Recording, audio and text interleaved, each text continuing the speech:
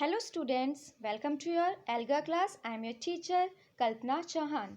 Students, in previous class we complete our poem Sleepless Night, right? So in today's class we will cover 2 or 3 poems. Are you ready for it? So let's get start with our poems. But before starting our poem, look at these vocabulary words. Our first word is sanity. Sanity. The meaning of sanity is good judgment and understanding. Shirk. The meaning of shirk is avoid work, duties, or responsibilities, especially if they are difficult or unpleasant, right? A third word is gymnasium. The meaning of gymnasium is a building or a room designed and equipped for various sports, physical training, and exercise. Shangri-La. The meaning of Shangri-La is an imaginary, beautiful place, often far away, where everything is pleasant and you can get everything you want. So these are the vocabulary words. Let's get start with our poem, School. And the poet of this poem is Sumit Mehta. Right? Let's get start with our poem. I learn here to see the goodness of every heart and to shun the bad that tears apart. I learn to hear the voice of sanity and courage and to listen the fears and doubts that cage.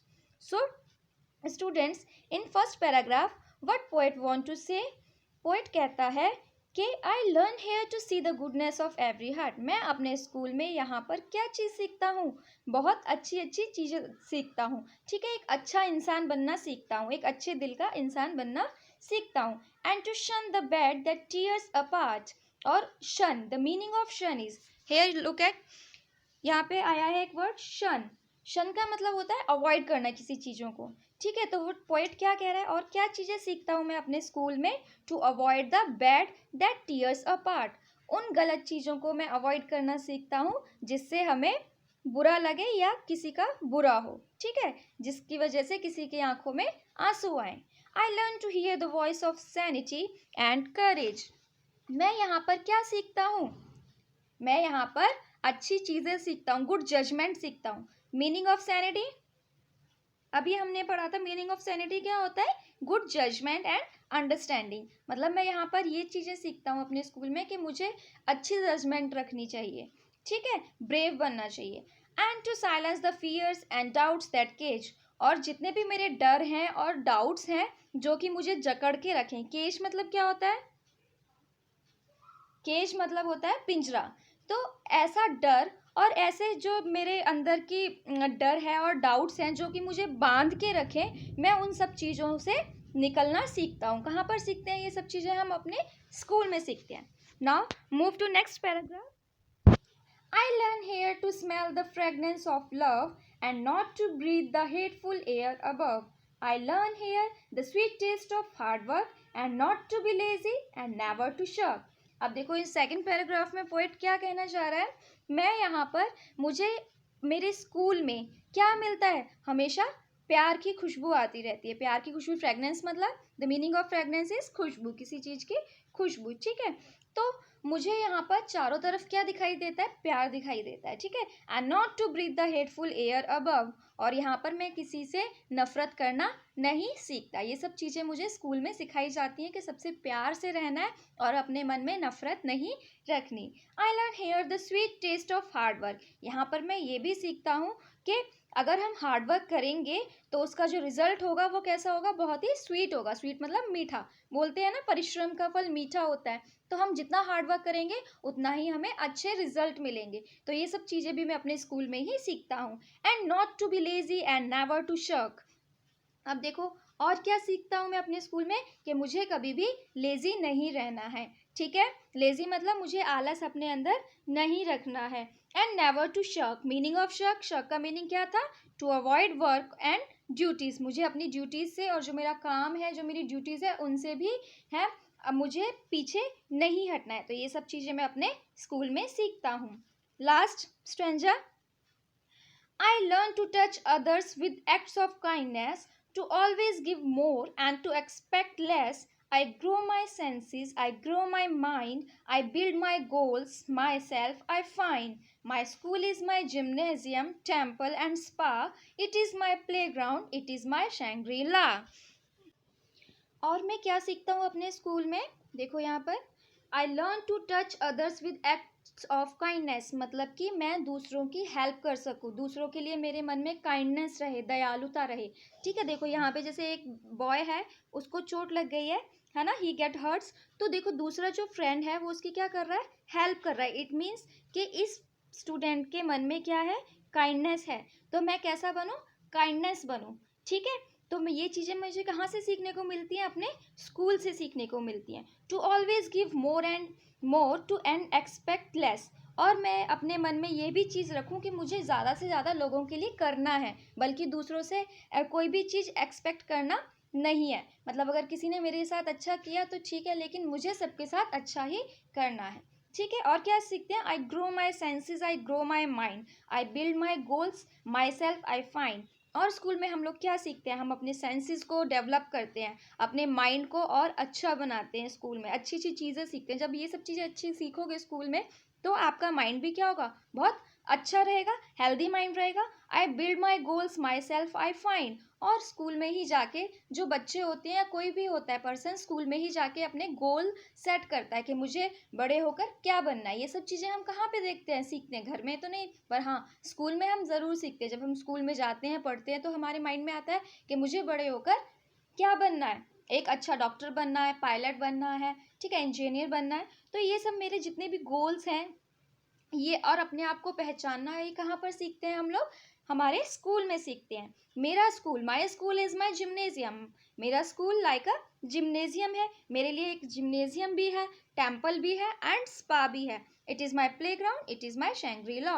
तो देखो मेरे लिए मेरा school एक gymnasium भी है, temple भी है, स्पा भी है, प्ले ग्राउंड भी है, और एक शैंग्री-ला भी है। शैंग्री-ला का मीनिंग हमने पढ़ा था, एक ब्यूटीफुल बिल्डिंग और प्लेस जहाँ पे मुझे सब कुछ मिल जाता है। तो मेरा जो स्कूल है वो मेरे लिए एक प्लेग्राउंड की तरह भी है, क्योंकि मैं वहाँ खेलता भी हूँ।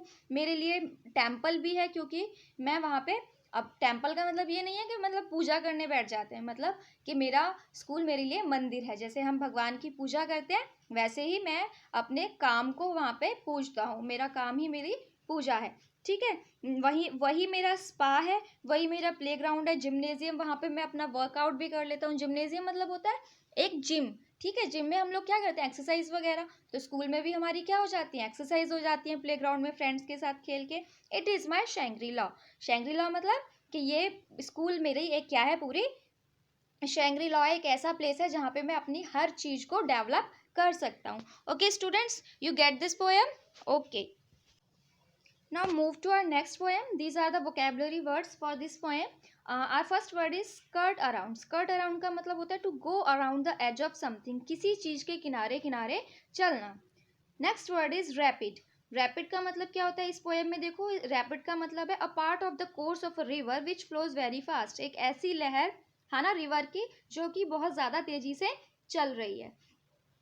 कास्केड, कास्केड का मीनिंग क्या होता है, a large amount of water falling और पोरिंग डाउन, बहुत ऊंचाई से पानी का नीचे गिरना, झरने टाइप का, उसको हम क्या बोलते हैं, cascade. Next word is well. The meaning of well is a valley, low area of land between hills और माउंटेन, एक ऐसी जगह जो माउंटेन और हिल्स के बीच में जगह हो, उसे हम क्या बोलते हैं, वैली बोलते हैं या वेल बोलते हैं। Okay, now our last word is muck. Muck का मतलब होता है, the meaning of muck is dirt, गंदगी, right? So let's get start with our poem. The title of our poem is Be Unstoppable. Okay, and the poet of this poem is Sumit Mehta. This poem is also written by Sumit Mehta. Let's get start. Be a river to reach your end, always moving over rock or bend. If a rock comes your way, skirt around. इस poem में देखो poet क्या कह रहा है कि आप कैसा बनो, बी वर्ड यूज किया ना, मतलब कि आपको कैसा बनना है, एक रिवर की तरह बनना है। Be a river to reach your end, जैसे कि एक नदी अपने पूरे आखिरी छोर तक जाती है, वैसे ही आपको भी अपने आखिरी छोर तक जाना है। यहाँ पे आखिरी छोर का मतलब क्या है कि आपको, आपने जो अपने ड्रीम देखे हैं कि मुझे क्या बनना है, उसे पूरा करते हुए जाना है, उसे पूरा ही अचीव करना है। ठीक है, तो वो आपने कहाँ से सीखना है, एक रिवर की तरह। Be a river to reach your end, always moving over rock और bend, if a rock comes your way skirt around. देखो, और आपको हमेशा मूव करते रहना है। देखो, नदी के रास्ते में अगर पहाड़ भी आ जाए या कोई रॉक आ जाए, चट्टान आ जाए, तो क्या करना है आपको, स्कर्ट अराउंड, उसके साइड से निकल जाओ। ठीक है, तो ऐसे ही आपकी भी लाइफ में अगर कोई मुसीबत आती है तो उसका सामना करो या उसके साइड से निकल के चले जाओ, लेकिन आपने रुकना नहीं है। Move to next stanza. If it's too wide, go from underground. If you can't go under, climb over it. If you can't climb, break it down. Be a rapid cascade, be a waterfall. Squeeze through gaps, climb over walls. देखो, वो कह रहा है कि अगर वो चट्टान जो आपके रास्ते में आई है बहुत ज़्यादा बड़ी है, तो आप क्या कोशिश करो कि उसके नीचे से निकल जाओ। अंडरग्राउंड मतलब उसके नीचे से निकल जाओ, जैसे नदी किसी भी चट्टान के नीचे से निकल के जाती है। If you can't go under, climb over it. और अगर तुम नीचे से नहीं जा सकते, मतलब अगर वो नदी चट्टान के नीचे से नहीं जा सकती, तो नदी की तरह आप क्या करो, चट्टान के ऊपर से जाओ। देखो, जैसे यहाँ पे आपको पिक्चर में दिखाई दे रहा है, ये रॉक्स है। ठीक है, रॉक्स के ऊपर से क्या आ रही है, वो नदी आ रही है। ठीक है, if you can't climb, break it down. और अगर नदी से क्या है, नदी उस चट्टान के ऊपर नहीं जा पा रही है, तो आप क्या करना है, उसको ब्रेक इट डाउन, या उसको क्या कर दो, तोड़ दो। इट मीन्स कि आपको भी अगर आपकी मुसीबत आती है अपना गोल अचीव करने में सामने, तो आपको क्या करना है, उसका सामना करना है उस मुसीबत का। ठीक है, लेकिन कैसे करना है, या तो कोशिश करो साइड से निकल जाओ, अगर नहीं हो पा रहा है तो उसे फेस करो। अगर फेस नहीं कर पा रहे हो उस प्रॉब्लम को, तो उसका सॉल्यूशन निकालो कि उसे ख़त्म हम लोग कैसे करेंगे। Be a rapid cascade, be a waterfall. क्या बन जाओ, एक वाटरफॉल टाइप का बन जाओ, आप कास्केड बन जाओ। अपनी जो आपकी प्रॉब्लम्स हैं उनसे गो थ्रू हो और बाहर निकल के आओ। Squeeze through gaps, climb over walls. जैसे कि नदी वॉल्स के ऊपर जाती है, ऊपर चढ़ती है, फिर नीचे आती है, ऐसे ही आपको आना है, क्योंकि आपकी लाइफ में भी बहुत सारे क्या आएंगे, उतार चढ़ाव आएंगे। ठीक है, move to next stanza. Gallop through mountains, pass through vales, run past foothills, flow through plains. अब देखो, नदी क्या करती है, gallop through mountains. The meaning of gallop, gallop का देखो यहाँ पे मतलब क्या होता है, सरपट दौड़ना। जैसे कि एक घोड़ा दौड़ता है ना, सरपट सरपट, बहुत तेज तेज तेज तेज, जो उसके पैरों की आवाज़ होती है, उसको कहते हैं गैलप। ठीक है, तो ऐसे ही जो नदी है, रिवर है, वो कभी माउंटेन्स के ऊपर से जाती है, कभी वेल्स। वेल्स का भी हमने मीनिंग पढ़ा था, क्या होता है वेल्स का मतलब, वैली। ठीक है, तो वो कभी माउंटेन्स के ऊपर जाती है, कभी वैली के से क्रॉस होती है, कभी फुट हिल्स में जाती है, और कभी प्लेन, बिल्कुल प्लेन होकर शांत होकर बहती है, लेकिन वो कभी भी रुकती नहीं है, because river is a unstoppable. ठीक है, now move to next stanza. It is our last stanza. For life is about moving and growing, not about staying and holding, whatever it be, a mountain or muck, be unstoppable, never stuck. तो देखो, poet यहाँ पे आपको क्या बताना चाह रहा है, रिवर का एग्जाम्पल लेके, कि लाइफ भी हमारी क्या है, it's all about moving and growing. कि लाइफ भी हमें क्या सिखाती है, कि हमें लाइफ टाइम चलते रहना चाहिए और खुद को आगे बढ़ाते रहना चाहिए, बल्कि हमें कभी भी रुकना नहीं है, एक जगह पे स्टक नहीं हो जाना है। ठीक है, हमें हमेशा अनस्टॉपेबल रहना है, हमेशा आगे की तरफ बढ़ते रहना है, चाहे आपके रास्ते में what ever it B, mountain or मग। देखो यहाँ पे लिखा है इन्होंने, what ever it be a mountain or मग, भले ही आपके रास्ते में पहाड़ आए, है ना, या मग का मतलब क्या था, गंदगी आए आपके जीवन में, चाहे मुसीबतें आए, तकलीफ आए, दुखों का पहाड़ आए, या कोई भी आपके साथ गलत करे। यहाँ पे मग का मतलब गंदगी है ना, गंदगी का मतलब आपके साथ अगर कोई गलत करे, लेकिन आपने कभी भी रुकना नहीं है, जो आपके गोल्स हैं उनको अचीव करना है। तो ये आपकी पोएम है, समझ में आई इस पोएम का मतलब क्या है। So it is a beautiful poem written by Sumit Mehta, and the name of our poem is be unstoppable. Okay students, have you got it, the meaning of this poem? Okay, now move to our next poem, and these are the vocabulary words for this poem. Our first word is encounter. The meaning of encounter is to be faced with something without expecting it. ऐसी चीज़ों को face करना जिसके बारे में हमने सोचा ना हो, उसे हम क्या बोलेंगे, encounter. Okay, our next word is fret. Fret का मतलब क्या होता है, worry. The meaning of freight is worry. Okay, worry मतलब परेशान हो जाना, चिंतित हो जाना। Next word is mature. The meaning of mature is be fully grown और ग्रोन अप, मतलब के आप जब बड़े हो जाते हो उसे हम क्या बोलते हैं, मैच्योर हो गए हो, मैच्योरिटी आ जाती है, ठीक है। Now next word is saplings. The meaning of saplings is young trees. जो छोटे छोटे पौधे होते हैं, निकलना शुरू ही होते हैं, उन्हें हम क्या बोलेंगे, saplings, right. Next word is anew. In a new and positive way. Anew का मतलब as the word seems, anew, anew means कि जब आप किसी अच्छे पॉजिटिव वे में आते हो सामने, ठीक है, नए नए रूप में आते हो निकल के, उसे हम क्या बोलते हैं, anew, right. So let get start with our poem, endure like a tree, and the poet's name is Alicia. To get through life, you have to endure as a tree does. When Mother Nature tries to bring you down, you will never fall. You will stand your ground. You will encounter burning flames. Yes, it will be painful and hard, but once it's over and down with, your bark will grow back stronger than ever. When your leaves start to slowly leave, never fret. There will be more to take their place. They will come and go throughout your life. That's just how it is. From the time you are a seedling to the time you are mature, your roots will always be there to support you after many years. After enduring forest fires and changing leaves, your own saplings will fall away to start anew. Then you will know not to worry. They will grow into a tall, strong trees just like those before you. See, इस poem में poet क्या कहना चाहता है कि अगर आपको अपनी लाइफ जीनी है तो आप कहाँ से सीख सकते हो अपनी लाइफ को प्रॉपर तरीके से जीना, एक ट्री से, ठीक है। क्योंकि जैसे कि एक ट्री होता है, अगर कितना भी मदर नेचर मतलब हमारा इन्वायरमेंट जो है, हमारे आसपास की जो भी चीज़ें हैं, कितना भी उसको परेशान करें, कुछ भी हो, वो कैसा खड़ा रहता है, स्टैंड खड़ा रहता है, बिल्कुल सीधा खड़ा रहता है, ठीक है, कभी भी वो डगमगाता नहीं है, ठीक है।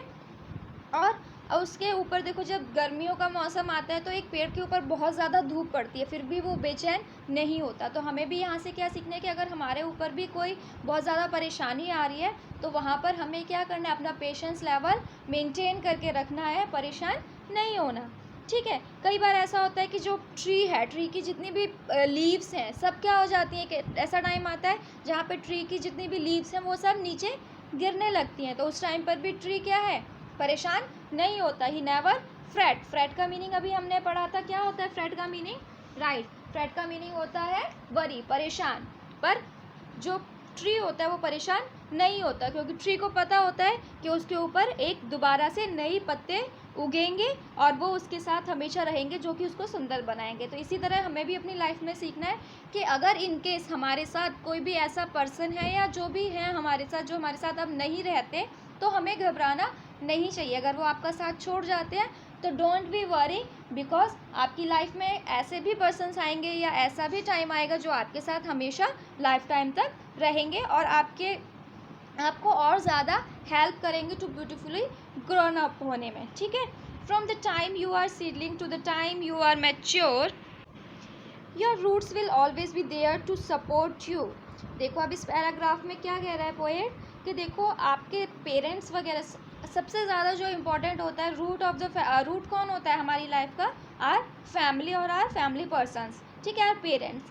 तो हमारी जैसे कि एक पेड़ की जो रूट्स होती हैं वो सबसे ज़्यादा स्ट्रांग होती हैं, जड़, अगर जड़ मजबूत होती है तो पेड़ भी बिल्कुल अच्छे से खड़े रहता है। तो आपने कभी भी घबराना नहीं है, अगर इनकेस कोई प्रॉब्लम आ जाती है तो हमें घबराना नहीं है। क्यों? क्योंकि हमारी जो रूट्स हैं, हमारे जो पेरेंट्स हैं, हमारी फैमिली है, वो हमेशा हमारे सपोर्ट में रहती है, ठीक है। तो जब आप इन सब चीज़ों से गो थ्रू होगे, इन सब चीज़ों को सीखोगे, तो आप क्या होगे, मैच्योर होगे, ठीक है। आपको पता चलेगा कि लाइफ क्या है, अप्स एंड डाउन्स आएंगे लाइफ में, उनसे कैसे ओवरकम होना है, ये सब चीज़ें जब आप सीखने लगोगे, फिर एक टाइम ऐसा आएगा कि आप बहुत ज़्यादा मैच्योर हो जाओगे, फिर आपको कोई प्रॉब्लम नहीं होगी किसी भी चीज़ से। चाहे आपके सामने कोई भी डिफ़िकल्टी आए, you can easily overcome from it, okay. और आप एक नए रूप में निकल के आओगे। Then you will know not to worry, they will grow into tall strong trees just like those before you. और फिर जब आप अपनी प्रॉब्लम से निकल के आओगे, सामने आओगे, तो एक नया ही आपका रूप होगा और आप और ज़्यादा अच्छे से अपनी लाइफ में क्या करोगे, शाइन करोगे। तो ये पोएम में पोएट कहना चाहता है, ठीक है। Now move to next slides. These are some of the things okay you can learn from a tree. So you have to write the things you can learn from a tree. So we can learn from a tree, keep growing, हमेशा बढ़ते रहना चाहिए, stay strong, मजबूती से खड़े रहना चाहिए, help others and give support to others. तो ये सब चीज़ें हम किससे सीखते हैं, ट्री से सीखते हैं। हमेशा बढ़ते रहो, स्ट्रॉन्ग रहो, मजबूती से रहो, दूसरों की हेल्प करो, जैसे कि ट्री होता है दूसरों की हेल्प करता है, ठीक है, बाय गिविंग इट्स फ्रूट्स, ठीक है, लीव्स। तो ट्री दूसरों की हेल्प करता है, हमें भी दूसरों की हेल्प करनी चाहिए, and give support to others, and we have to support to others, okay. Now share something that you can learn from a mountain. Write them in your notebook. You have to write all these things in your notebook, okay, in your Elga notebook, and also draw these pictures. So what things you can learn from mountains? Right. Be patient. Stay strong. Always keep our head held high. Aim for the sky. Right. तो हमें क्या सीखना चाहिए mountain से, कि हमें patient रहना चाहिए, बिल्कुल स्ट्रॉन्ग रहना चाहिए, अडिग रहना चाहिए, जैसे कि एक पहाड़ होता है, एक माउंटेन होता है अडिग, और उसका एम क्या है, पहाड़ की तरफ, अपने स्काई, ऊपर आसमान की तरफ देखते रहना, और हमेशा अपने सर को ऊंचा करके रखना। तो ये हम चीज़ें किससे सीखते हैं, माउंटेन से, okay. Now move to next. Share some things that you can learn from a river. आप क्या क्या सीखते हो रिवर से। अभी हमने पोएम भी पढ़ी है ना, कौन सी पोएम पढ़ी थी, बी अनस्टॉपेबल। तो रिवर से हम क्या क्या चीज़ें सीख सकते हैं, नेवर स्टॉप, कभी हमें रुकना नहीं चाहिए, right. Keep moving towards your goal, हमने जो भी हमारे गोल्स हैं उनकी तरफ हमेशा आगे बढ़ते रहना चाहिए। ओवरकम चैलेंजेस, जितने भी चैलेंजेस आते हैं रास्ते में उनसे हमें ओवरकम होना है, उनसे बाहर निकलना है, ठीक है। So that's all for today now. Thank you students. Have a nice day.